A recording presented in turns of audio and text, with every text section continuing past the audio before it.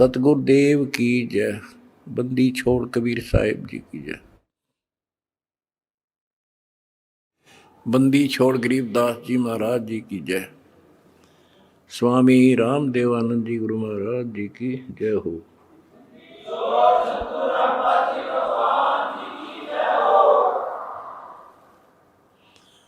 सत साहिब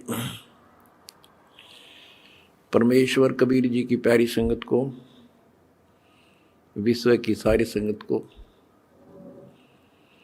दास का आशीर्वाद है। परमात्मा आपको मोक्ष दे, सुखी रखे, काल कष्ट से आपकी रक्षा करे। बच्चों, आपको सत्संग से, तत्व ज्ञान से रंग दिया है, आपको परिपूर्ण कर दिया है।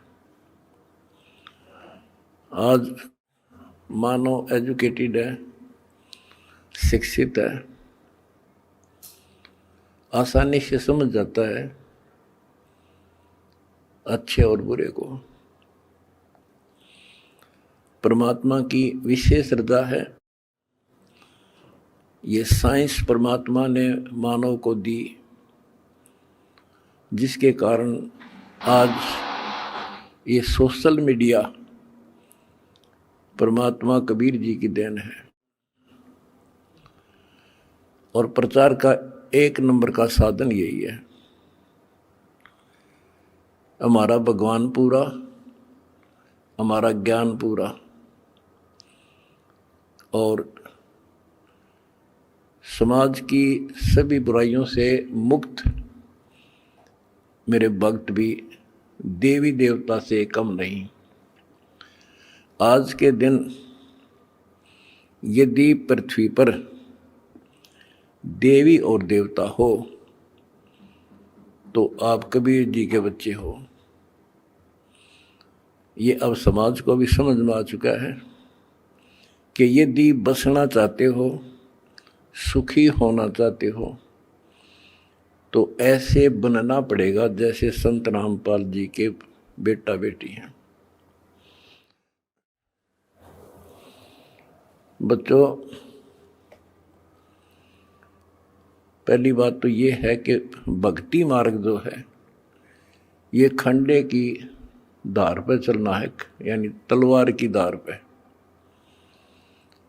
कब तक? जब तक हमारा ज्ञान और समाधान पूर्ण समझ में नहीं आता, और जब ये समझ आ जाता है, इसमें आने वाले कष्ट जो होते हैं वो हमारे लिए वरदान बनते हैं। ये अब आपके आसानी से समझ में आ जाएगा। अध्यात्म की सफलता का मूल कारण है कि राज्य क्रमता राम की, रजा दरे जो शीस, दास गरीब दरस परस, तिस बैठे जगदीश। ज्यों राखे त्यों ही रहूं, और मेरा के चारा, खाने जाद खरीद हूं, गुलाम तुम्हारा। आपको सत्संग के माध्यम से सुना करते हैं हम, कई उदाहरण भी दिए जाते हैं कि एक राजा था, वो नास्तिक था, उसका वजीर आस्तिक था। और भगवान पर विश्वास करने वाला था कि जो परमात्मा करता है वो अच्छा करता है। बहुत अच्छा हुआ। एक बार राजा अपनी तलवार को की धार चेक कर रहा था, खड़ा खड़ा। आसपास और भी मंत्री थे और वो आस्तिक मंत्री भी खड़ा था।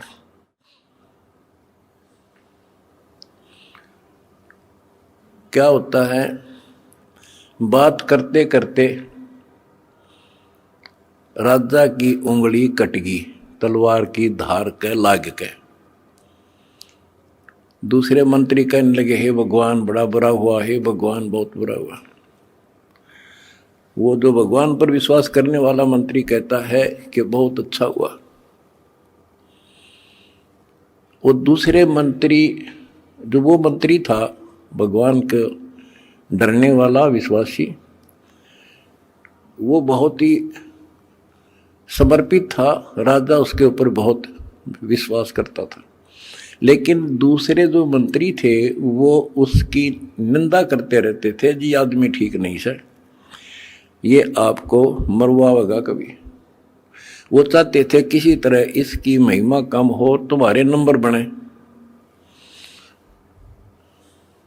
जब उसने कहा कि उंगली कटगी राजा तो बहुत अच्छा हुआ, जो हुआ अच्छा हुआ, बहुत अच्छा हुआ, तो इस बात से राजा बोला भाई मेरी तांगड़ी कट गई और तू क्या अच्छा हुआ, नालायक आदमी। तो दूसरे मंत्रियों का दाव लग गया, जी हम भी तक आपने कहा नहीं करते, ये तो आपका दुश्मन है, आपके बुरे मराजी से, इसको जेल में ठोक दो। वो जेल में डाल दिया मंत्री, भगवान को चाहने वाला, भगवान पर विश्वासी। राजा की उंगली पट्टी पट्टी बंधाई, वो कट तो गई कति, लेकिन ठीक होगी, दर्द नहीं रहा। अब 3 उंगली रहेगी राजा का।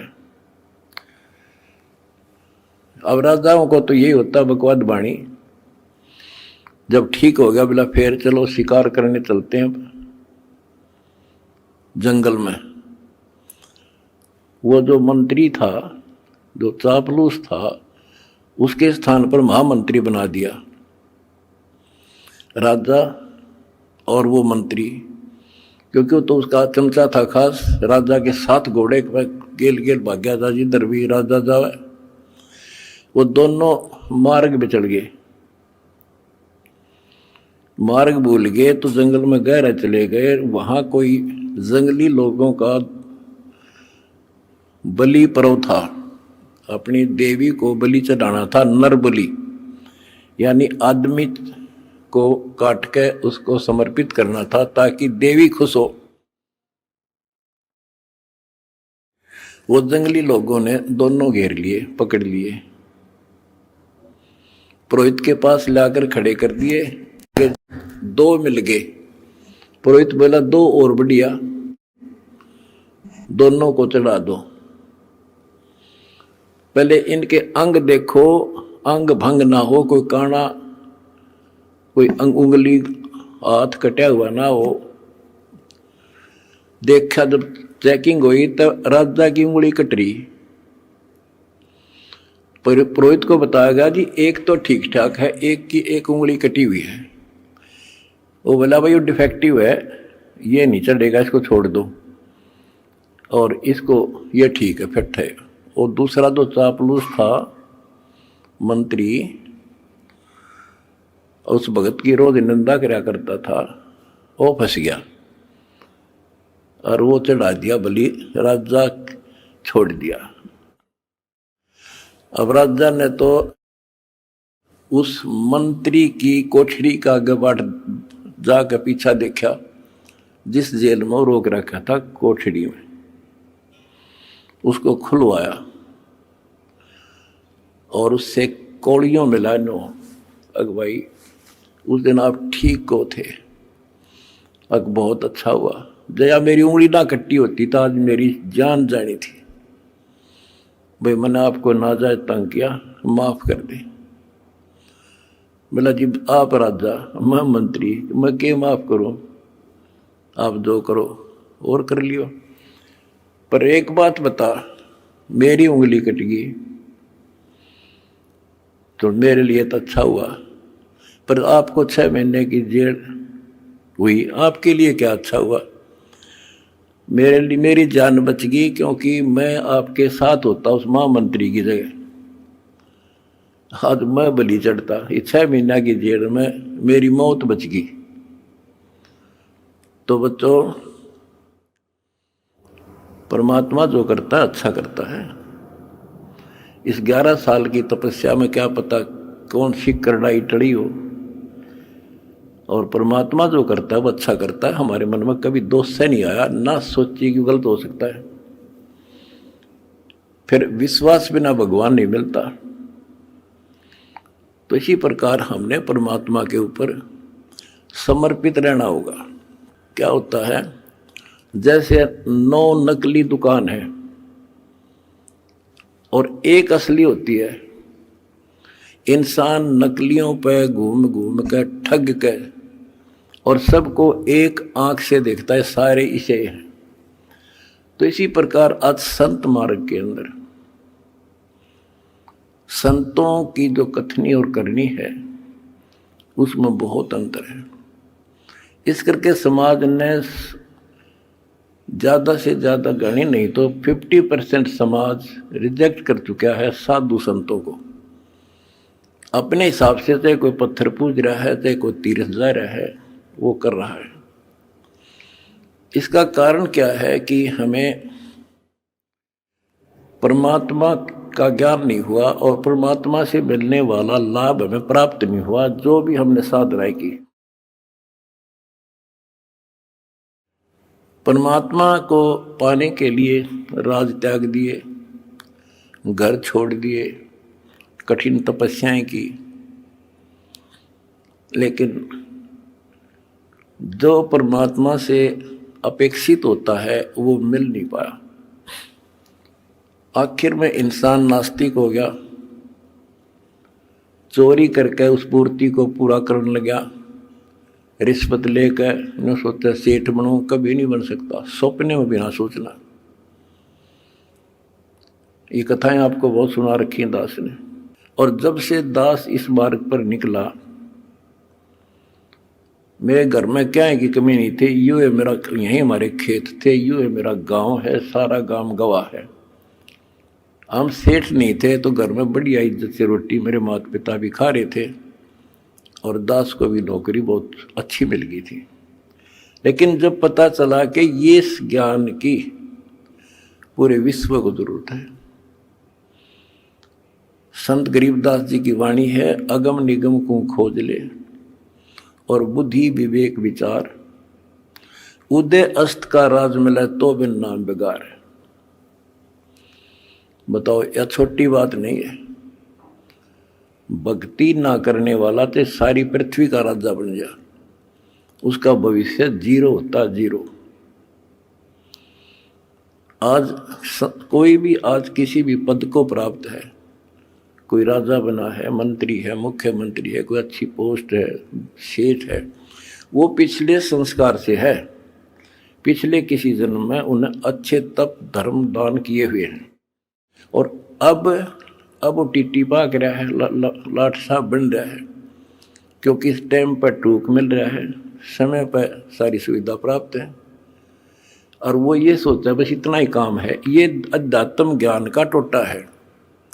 उस अध्यात्म ज्ञान के टोटे को पूरा किया मैंने सभी ग्रंथों से, सभी महापुरुषों की वाणियों से एक कर दिया। अब देखो, हम देखते हैं भी एक इंसान सेठ है, एक IAS IPS MLA MP प्रधानमंत्री मुख्यमंत्री बने हैं और वो कति राम नाम न जानते नहीं, सारे दिन दारू पीना या मजाक करना और बकवाद करना, या अपनी अच्छे नेक व्यक्ति हैं तो अपना करके खाना रहना। और हम सोचते हैं कि ये भक्ति जो कर रहे हैं, वो ये सोचते हैं कि हम भक्ति कर रहे हैं और फिर भी कोई ना कोई कष्ट थोड़ा बहुत आ ही जाता है। और मेरे साथ वाला सारा दिन कोई राम नाम न जानता नहीं, कह ताश खेल है, कह दारू पीवे, ना अपनी धंधा करता है और बड़ा अफसर है, इसको कोई दिक्कत नहीं होती।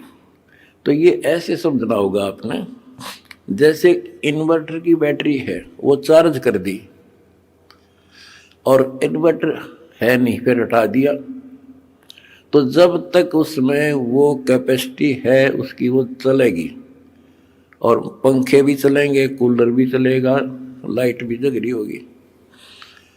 और जिस समय वो बैटरी डिस्चार्ज हो जाएगी, सभी समाप्त हो जाएंगी, सब सुविधाएं खत्म। उसके बाद फिर क्या होगा, उसके ऊपर कैर टूटेगा और उस समय देर बहुत हो चुकी होगी।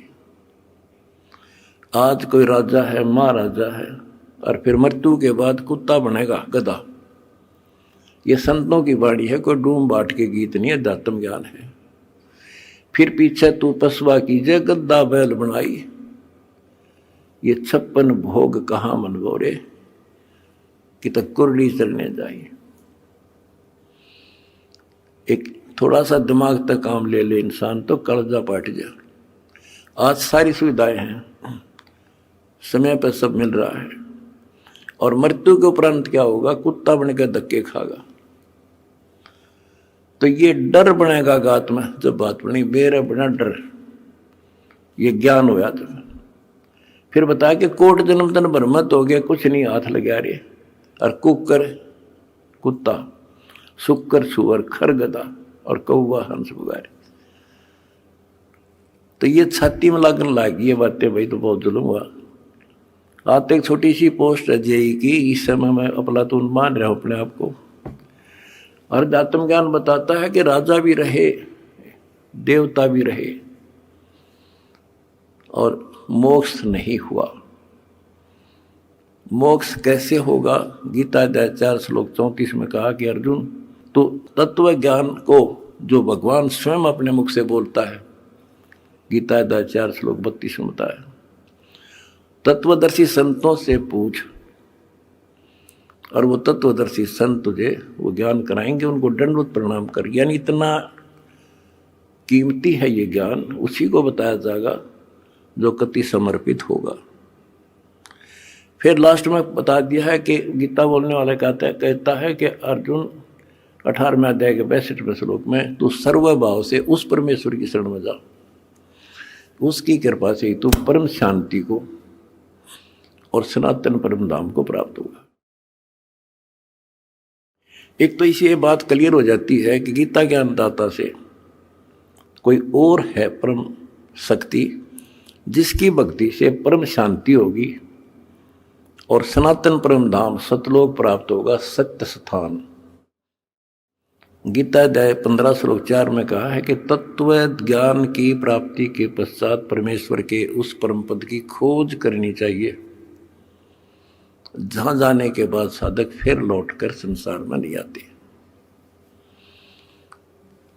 तो उसके लिए हमने ये पाना है, उस परम पद को पाना है। कौन से परम पद को, जहां जाने के बाद फिर लौटकर नहीं आते, जहां परम शांति है, वो सनातन परम धाम है।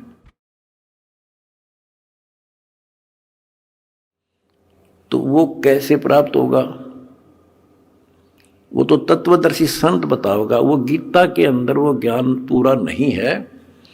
अगर गीता जी में ज्ञान पूरा होता तो लिख देते वो एक चैप्टर और, कि उस चैप्टर में पढ़ ले जो मैं उस परम अक्षर ब्रह्म की प्राप्ति का जो ज्ञान है। तो इसलिए वो तत्वदर्शी संत आज ये दास है। और मेरा निवेदन है सारी पृथ्वी के मानव से, दास ने एक पुस्तक लिखी है, 2-3 पुस्तकें हमारी मेन, एक तो ज्ञान गंगा है। इस ज्ञान गंगा को जो पढ़ लेगा जी ला के, उसकी 101 पीढ़ी पार हो जाएगी, 101 पीढ़ी।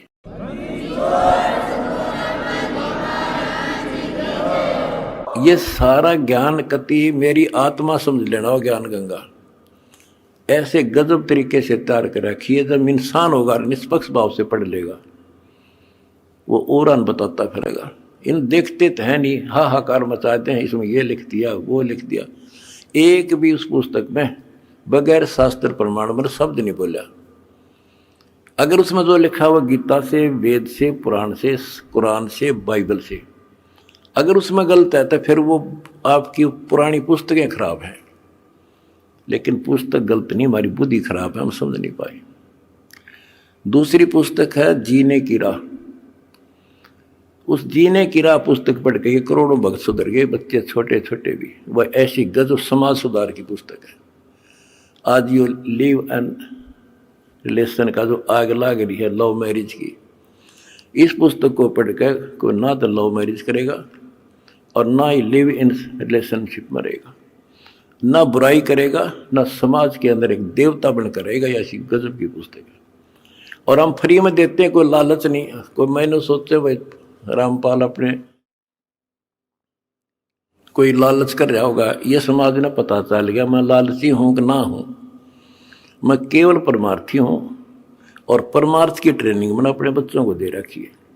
और ये कुर्बान है, इनको को दुखी दिखाई देगा, ये आप रोटी नहीं खाओगे उसको खिलाओगे। आज इनको ऐसा ज्ञान ऐसा निर्बल कर दिया। और हमने भी ठान ली है, पहले तो भारत को विश्व सोने की चिड़िया बनावांगे। वो बनेगी कैसे?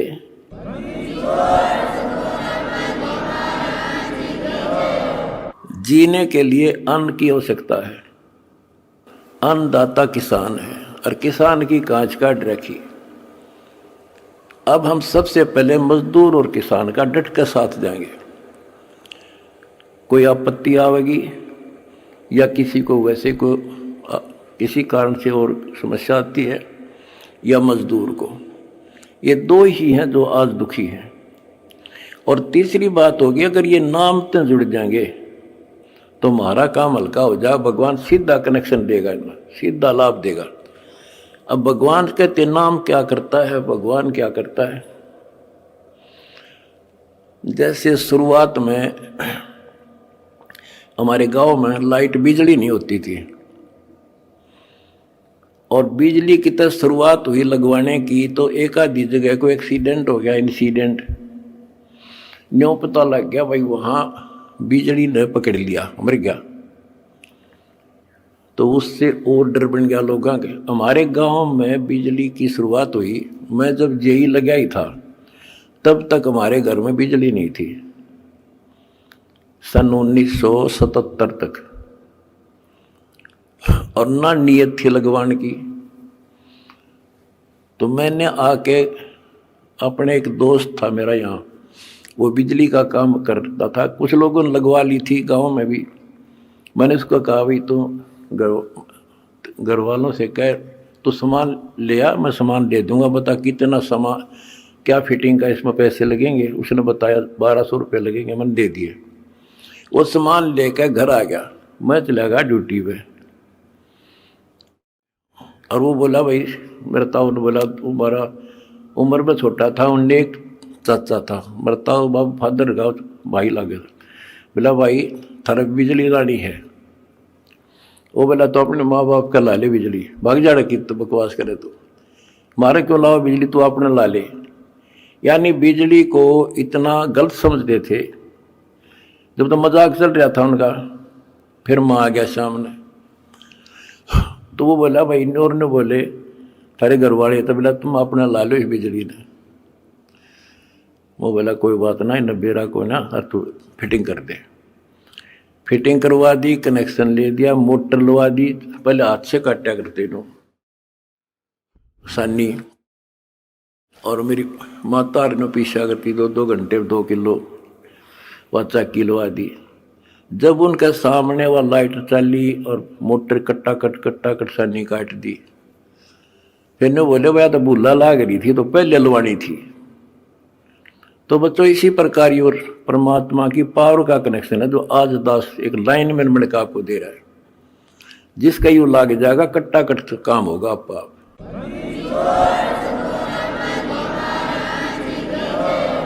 ये करोड़ों भक्तों ने कनेक्शन ले रखे हैं, सारे के ठाठ कर रखे हैं, सबके चेहरा पर रौनक, कोई टेंशन नहीं आ सकती। पर भगवान की भक्ति खा कर जैसी समस्या आती रही और धन का टोटा हो गया। तुमने इतना दान कर दिया कि आज देख कितने लाखों दुखियों का दुख दूर हो रहा है तुम्हारे दान से। और वह जब भगवान का जुड़ गया तो सीधा कनेक्शन उनसे भी हो जाए। भगवान को रिश्तेदार थोड़ा किसी का हो, तो सबको देगा, सबके साथ एक जैसा व्यवहार है। बिजली ने कोई लगवा लो अपने पावर को, फुल काम करेगी, पर उसकी मेंटेन, उसको सारी उसकी जो है मर्यादाओं का पालन करना होता है। गलती कर दी तो वह नष्ट भी कर देती है। तो सावधानी बरतें, मर्यादा का पालन करें, और देखो फिर किसी ठाठ हो जाएंगे। और मोक्ष मिलेगा। ये तो रूंगे में मिलेंगे, यहाँ के सुख तो रूंगा, असली जड़ तो मोक्ष है। वहाँ चले जाएंगे जहाँ जाने के बाद फिर लौटकर संसार में नहीं आते। सत साहिब।